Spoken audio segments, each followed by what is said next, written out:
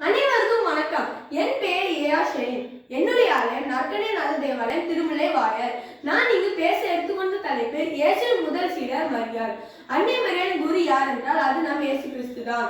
அன்னை மரியாள் எப்படி இயேசுவின் முதல் சீடர் ஆனார் என்பது விளக்கத்தை நம் திருவிழித்திருந்தே தெரிந்து கொள்ள முடியும். இயேசு கிறிஸ்து பிறக்கும் முன்பே கடவுளால் பணிவாழ்வுக்காக தேர்ந்து கொள்ளப்பட்டவர் அன்னை மரியாள். இதனை லூக்கா நற்செய்தியில் கபிரியேல் வானதூதர் வாழ்த்து செய்தி மூலம் தெரிந்து கொள்ளலாம்.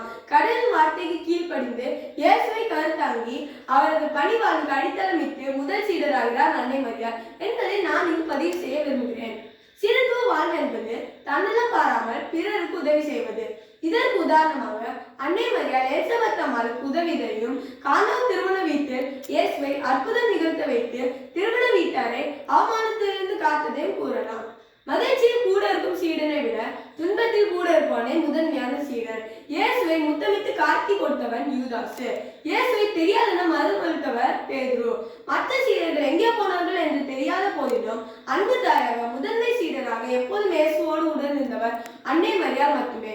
இயேசுவின் பணிவாழ்வில் அவரை பின்தொடர்ந்தவர் அன்னை மரியாள். இயேசு கிறிஸ்துவின் முதல் புதுமையே அன்னை மரியாள் பரிந்துரையால் தான் நடைபெற்றது. தாய்க்குரிய அன்போதும் இறைவனின் திருவுளத்தை நிறைவேற்றும் சீடக்குரிய உள்ளத்தோடும் மரியாள் இயேசுவை பின்பற்றி நடந்தார்.